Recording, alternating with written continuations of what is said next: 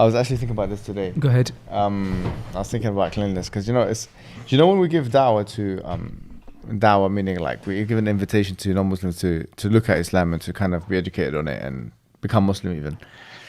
When we do that, we usually give very formulaic type evidences. The Quran says this and makes these predictions, and I'm guilty of this more than anyone else.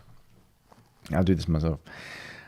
But subhanAllah, one easy thing to kind of identify is that first and foremost, Islam is a religion which aims to be all-encompassing, in so much as that it actually attempts to be an answer for every little thing. We talked about sexual intercourse before, and there's actually guidelines on how to pleasure a woman from a male perspective. There's guidelines on how to there is guidelines on how to. This is how deep it gets.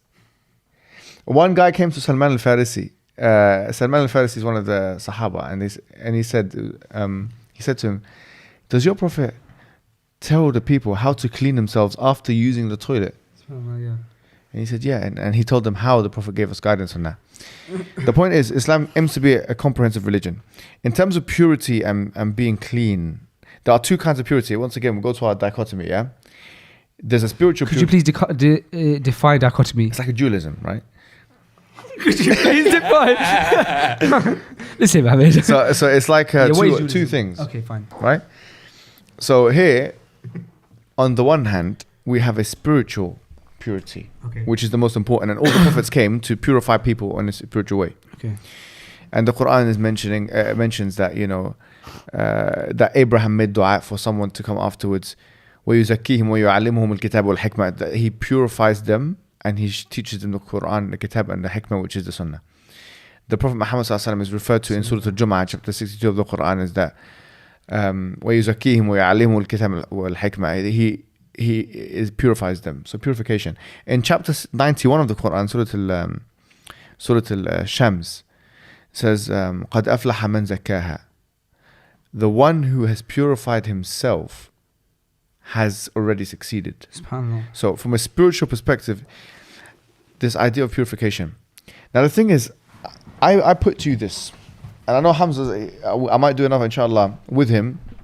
I'm going to do a discussion with him on consciousness and first person subjective consciousness, all these kind of things. But I put to you guys, and I'm going to format this as a kind of thought exercise, yeah? Okay.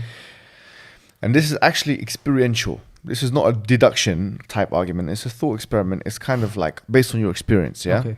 I put to you guys that human beings have an innate inclination to that which is clean.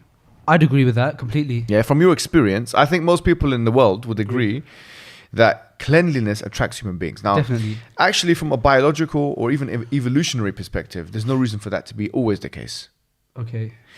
There's no reason for us to prefer nice smells, for example, or nice, beautiful things. Yeah, like a sunset or something. There's no biological advantage. It doesn't help us survive. It doesn't actually help us survive. Okay. So from that perspective, the question is, why do we like things that sound and that look beautiful and that are actually clean? Why are we more content being clean? And why did the prophets, according to the Islamic narrative, come to clean people, both spiritually and physically? Bear that in mind whilst I tell you that actually there's very specific guidelines in Islam on how to be spiritually pure and how to be physically pure. And you might think, well, so what? It's common sense to be clean. That what someone might say. Is it really common sense? Look, historically, and I was thinking about this. In this country, the UK, Yep. which was the house of the Industrial Revolution. It was the start of the Industrial Revolution, 1760. Britain started a lot of things, right? And because of the age of discovery and all these kind of things, Britain was at the top of technological development and achievement in what you call the early modern period, after the medieval period. Yeah. Yeah. So in England, in Britain, it was not known that cleaning your hands and washing your hands, prevented germs until 1895, where Louis Pasteur came. And that's why, by the way, where pasteurized milk comes from. Really? Yeah. He came and he said that, he invented something called germ theory. Germ theory, where basically germs cause diseases. In this country, in the Industrial Revolution, people were dying at a very early age because they didn't even know washing your hands prevents these things. Prevents, for example, infections. It prevents diseases. Now, I want you to consider that when you're thinking about, subhanAllah, the fact that we've had wudu from 1,400 years. Subhanallah. Think about that.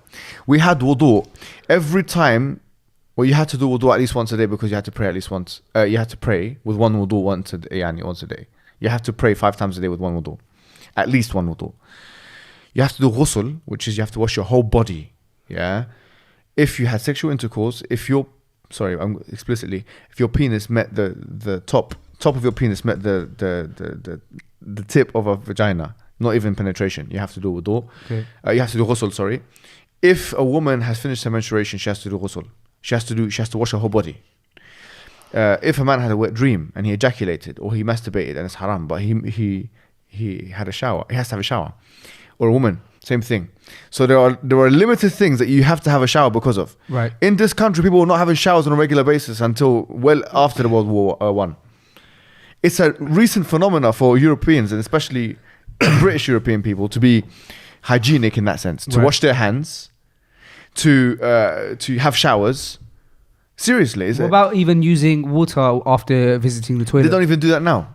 And you know, you'll find that, subhanAllah, yeah, so guys, and this is not to depreciate from anyone's cultural heritage, yeah, but just like Muslims, I mean, we had this, like, for example, of toothbrush. Think about this, toothbrush. Yeah. When did toothbrush become popular in the UK? Let's answer that question. Bristles and a toothbrush. It did not become popular until probably after World War I. It wasn't really that popular before. Brushing your teeth was not a popular thing. In the hadith, narrated by Abu Hurairah radiallahu anhu, yeah, the Prophet Muhammad sallallahu alaihi wasallam says, لولا أشق على أمتي لأمرتهم بالسواك عند كل صلاة. He said that if it wasn't for that it would be difficult on my ummah, I would have told them to brush their teeth on every salah. Now the word siwak, some people will think is that stick, Yeah. which is actually a miswak, but siwak is an Arabic verb. Sawwaka sinanahu. He cleaned his teeth. So you can do it. I believe the Prophet Muhammad sallallahu alaihi wasallam would have loved the toothbrush because you can do siwak with it. Yeah. So siwak is not necessarily just with miswak. Miswak is an ism, which means it's a noun. It's talking about the stick. But siwak is a fi'al, is a verb. So it could be talking about the process of cleaning your teeth. So the Islamic recommendation is to brush your teeth 5 times a day. That's not even adhered to. It's not even the dental thing in this country. They say, okay. He said, لو لا أشق على أمتي لأمرتهم بالسواك عند كل صلاة. That I would have told them to brush their teeth. يعني washing, having a shower, doing wudu, washing, يعني the ayah of wudu, washing your hands and your face and your feet. There are certain things we do now that other cultures they're not aware that we do. For example, al-istinthar, putting water into the nose. Istinshaq, taking it out of the nose. You know, a lot of people that become Muslim, they don't go through that process where they're cleaning their sinus cavity because it's not something which occurs to them that I need to clean this area inside the nose. We have to do that every day. Cleaning the ears, obviously, it is culturally acceptable now to clean, and it's sometimes encouraged to clean the ears, at least the peripheral area.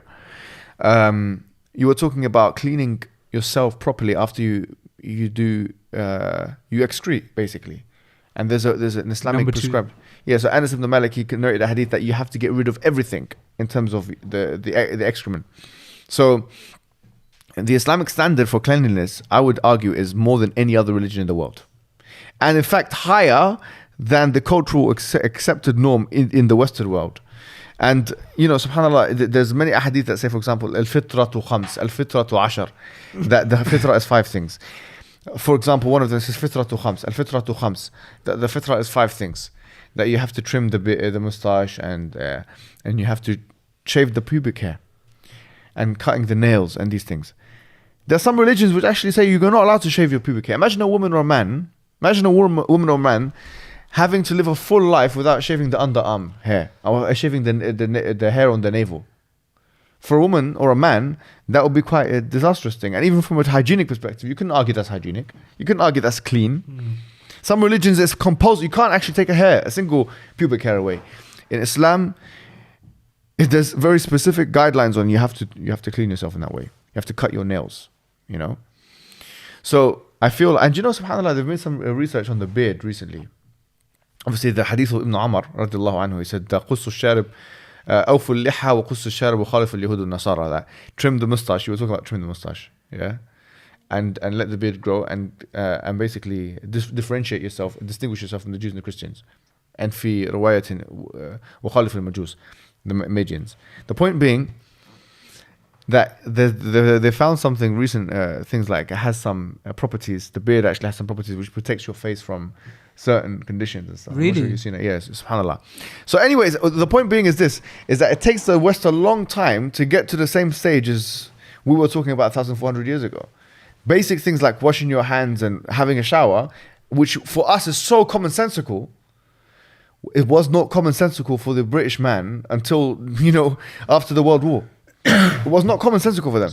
So they have had to wait a long time to get to where we were a long time ago. When they talk about barbarism and backwardness, that's what things they have to kind of consider. Islam gave us cleanliness, but if they were impressed by the toothbrush and washing yourself, they'd be even more impressed with the spiritual kind of cleanliness that Islam gives. Because wallahi, if they knew about what Islam actually provides in terms of purification of the heart and soul and mind, everyone they'd be fighting us with the swords. SubhanAllah. La qataluna bis-siyuf, as the famous person said, they would have fought us with their swords. But anyways, this is something which we give as because the thing is, the human project is a project which, as Plato would say, is divisible into three different things: the mind, body, and the soul. And all the things that have to be, if you want to satisfy yourself in all three, and you'll be content as a human being, you have to satisfy these three spheres. The Western world gives you that illusion of, okay, you're satisfied, but it doesn't actually give you any solutions. It's an illusion with no solution.